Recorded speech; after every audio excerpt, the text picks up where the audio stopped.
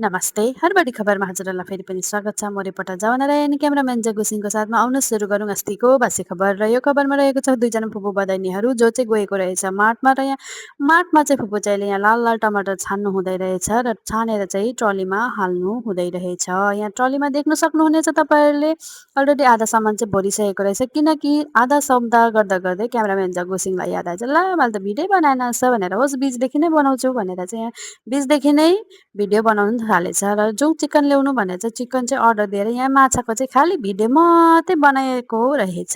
र एउटा सानो नानीको बर्थडे हुनुको कारणले गर्दाखेरि यहाँ एकदम गिफ्टको लागि यहाँ हेरिरहेको रहेछ, के दिउँ भनेर चाहिँ लास्टमा यो सफ्ट टय चाहिँ क्युट न क्युट सफ्ट टय चाहिँ छानेर यहाँ ट्रलीमा हालिसकेको छ। यहाँ फुपूले चाहिँ हेर नानी यहाँ कस्तो दामी प्यान्ट, अस्ति त हामीले देखिनँ त यो त भनेर भन्नुहुँदै रहेछ। यहाँ अस्ति त बित्थामा त्यो लगिङ भनेर रिग्रेट गर्नुहुँदो रहेछ। यहाँ फुपू चाहिँ एकदम गरमले बाउलिनु हुँदो रहेछ सफ्टवेयरसँग बात मार्दै। हुन्छ तपाईँ चाहिँ बात बाउलिँदै गर्नुहोस्, म चाहिँ साग लिएर आउँछु है भनेर बधाइनी चाहिँ यहाँ लाली साग उठाउनु गएछ र एउटा राम्रो गड्डी छानेर यहाँ ट्रलीमा पनि हालिसकेको रहेछ।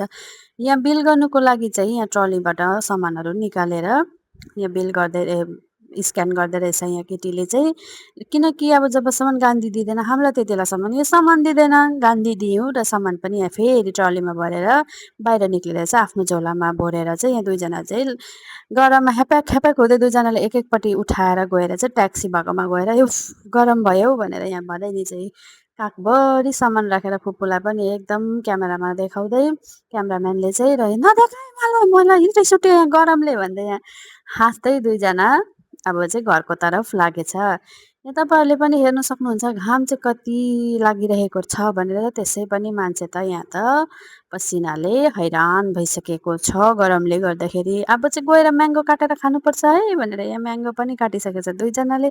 उनीहरूले चाहिँ गरममा म्याङ्गो इन्जोय गर्दै रहेछ। तपाईँहरूले पनि यो भिडियो इन्जोय गर्नुहोला। धन्यवाद।